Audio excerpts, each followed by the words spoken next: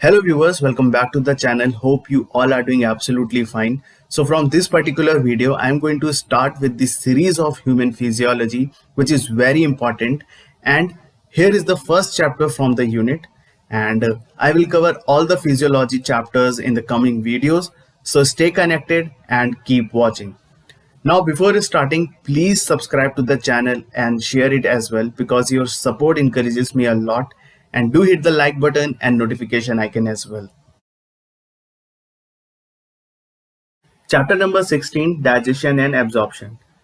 So here I am going to explain line to line that what is written in NCERT, and you can note down the important things that I am going to explain here.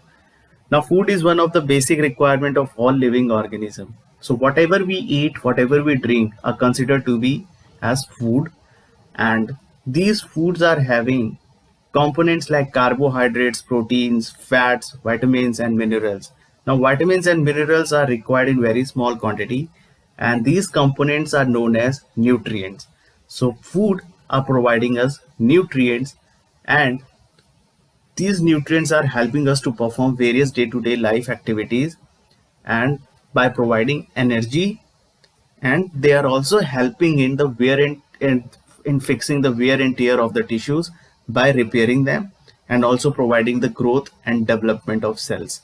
The food is very essential, so we can see it over here. And another important thing is water. Now water help us in keeping hydrated, and it avoids dehydration or diarrhea kind of things.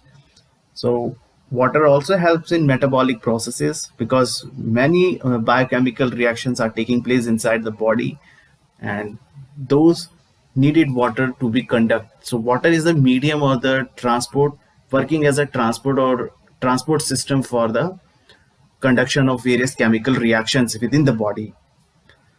Now, biomacromolecules in food cannot be utilized by our body in their original form. So this is very true because food is a complex substance. So if I say that, suppose this is a roti, right? Now this roti is a complex substance which is having components like carbohydrates, fats, proteins, all right, some minerals and minerals and vitamins. So this particular roti is a biomacromolecule compound. Now it cannot be utilized as it is. So it is needed to be broke down, and the breaking down of this complex substance into the most absorbable form. So absorbable form is known as digestion. So basically digestive system helps in the conversion of this complex substance into the most absorbable form. So this is what digestion is.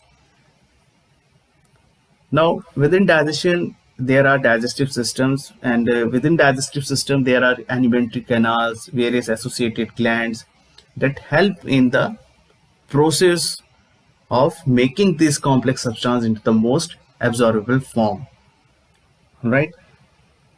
So we are going to see this particular chapter about digestive systems and further about absorption, that how assimilation occurs, and we are also going to see that what are the various mechanisms occurring mechanically and biochemically for the digestion. So this basically this absorbable form are considered via mechanical process of digestion, and second is biochemical processes.